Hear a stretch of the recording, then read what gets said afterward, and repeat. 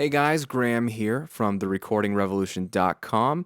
Got another 5 minutes to a better mix video for you today. We've been looking at 31 mixing tips in 31 days. Here is a technique you can use to keep your arrangement interesting, because I can't mention mixing tips without mentioning the concept of keeping your arrangement or your mix fresh from start to finish, from the intro and first note of the song to the very final chord or however the song finishes up. You have to not just have great sounding recordings that are mixed well together in terms of clarity and focus, and you also need to have an interesting mix, meaning people have to have a reason to keep listening. What's the next verse going to have? What's the next chorus going to have? Why should they listen to a chorus again if they've already heard it the first time? What about the bridge? How can you make the bridge interesting if it's just different chords? Is there really a payoff for the listener?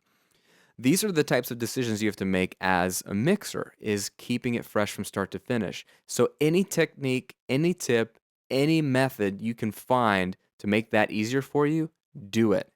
And one of those things is to hard pan some harmonies, okay? It's a simple concept, but let me show it to you in a practical sense. In the bridge of this song, I've got a low-key part of the bridge and then a louder part of the bridge. Right here in the low-key part of the bridge, I've got a lead vocal and a harmony. They're both panned right at the middle. You'll hear them no problem.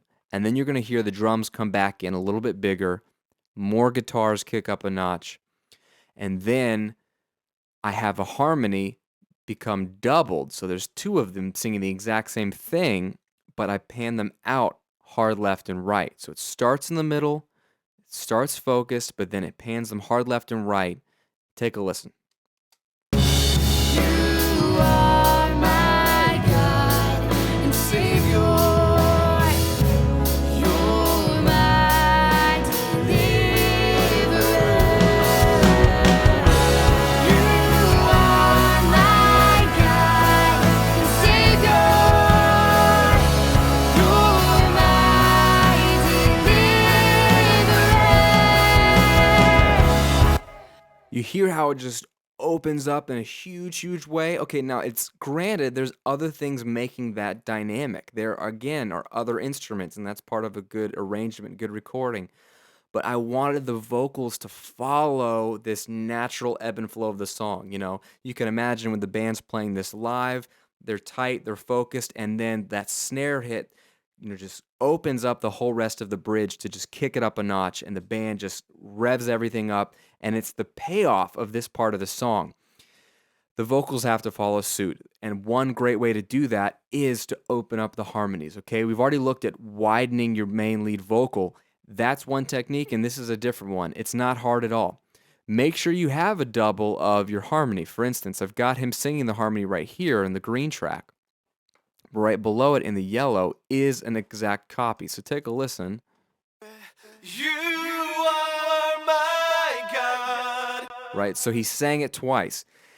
If you don't have them singing it twice, if say you were just given one harmony on one mono audio track all the way through the song and you are just the mixing engineer, you didn't get to record the track, you can also create an instant double that's not fake, it's not pseudo, it's actually going to create two performances. I did a whole video on this called the instant double technique.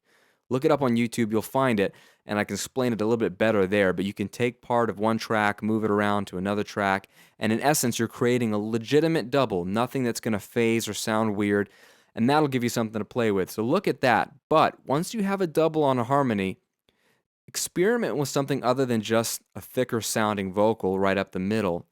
Pan them hard left and right. Keep your lead vocal in the center. That's this purple track right here. She stays in the center. He just moves from the middle to then left and right, and it opens up, it creates a sense of space, like all of a sudden your vocals are covering the whole plane.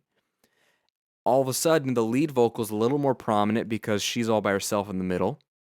It does a lot of things at the same time, and it's so easy to do.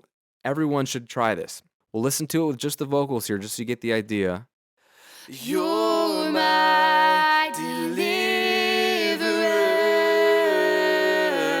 You are my God and Savior.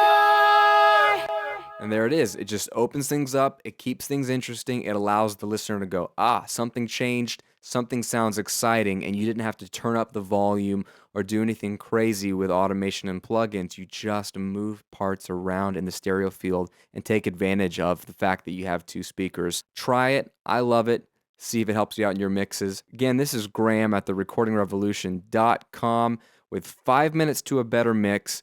We are moving right along, and I've got a lot more mixing tips coming your way the rest of this month, so stay tuned. We'll see you on tomorrow's video.